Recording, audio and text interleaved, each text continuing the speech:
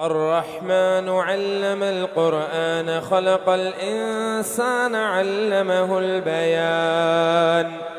الشمس والقمر بحسبان والنجم والشجر يسجدان والسماء رفعها ووضع الميزان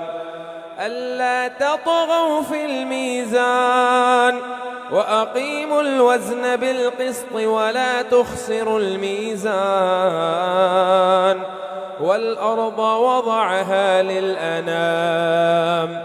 فيها فاكهة والنخل ذات الأكمام والحب ذو العصف والريحان فبأي آلاء ربكما تكذبان خلق الإنسان من صلصال كالفخار وخلق الجان من مارج من نار فبأي آلاء ربكما تكذبان رب المشرقين ورب المغربين فبأي آلاء ربكما تكذبان مرج البحرين يلتقيان بينهما برزخ لا يبغيان فبأي آلاء ربكما تكذبان يخرج منهما اللؤلؤ والمرجان فبأي آلاء ربكما تكذبان وله الجوار المنشآت في البحر كالأعلام فبأي آلاء ربكما تكذبان كل من عليها فان ويبقى وجه ربك ذو الجلال والإكرام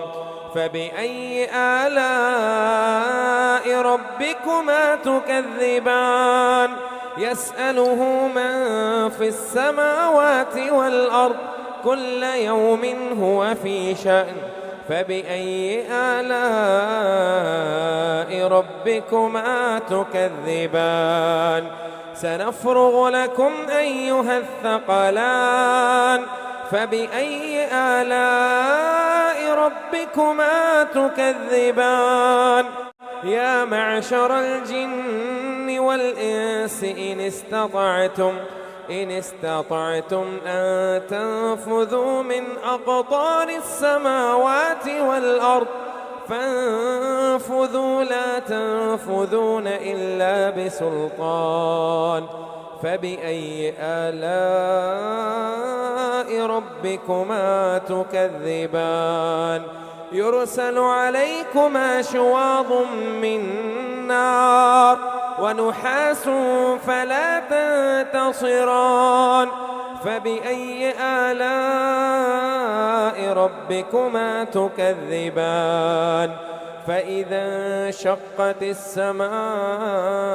فكانت وردة كالدهان فبأي آلاء ربكما تكذبان فيومئذ لا يسأل عن ذنبه إنس ولا جان فبأي آلاء ربكما تكذبان يعرف المجرمون بسيماهم فيؤخذ بالنواصي والأقدام فبأي آلاء ربكما تكذبان هذه جهنم التي يكذب بها المجرمون يطوفون بينها وبين حميم آن فبأي آلاء ربكما تكذبان ولمن خاف مقام ربه جنتان فبأي آلاء ربكما تكذبان ذواتا أفنان فبأي آلاء ربكما تكذبان فيهما عينان تجريان فبأي آلاء ربكما تكذبان فيهما من كل فاكهة زوجان فبأي آلاء ربكما تكذبان متكئين على فرش بطائنها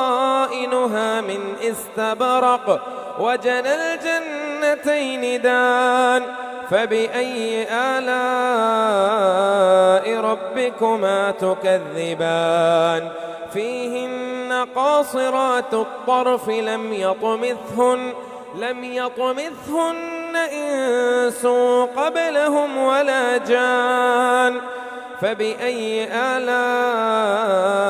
ربكما تكذبان كأنهن الياقوت والمرجان فبأي آلاء ربكما تكذبان هل جزاء الإحسان إلا الإحسان فبأي آلاء ربكما تكذبان ومن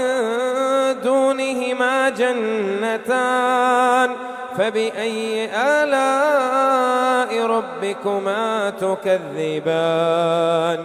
مدهامتان فبأي آلاء ربكما تكذبان فيهما عينان نضاختان فبأي آلاء ربكما تكذبان فيهما فاكهة ونخل ورمان فبأي آلاء ربكما تكذبان فيهن خيرات حسان فبأي آلاء ربكما تكذبان حور مقصورات في الخيام فبأي آلاء ربكما تكذبان لم يطمثهن إنس قبلهم ولا جان فبأي آلاء ربكما تكذبان متكئين على رفرف خضر وعبقري حسان فبأي آلاء ربكما تكذبان تبارك اسم ربك ذي الجلال والإكرام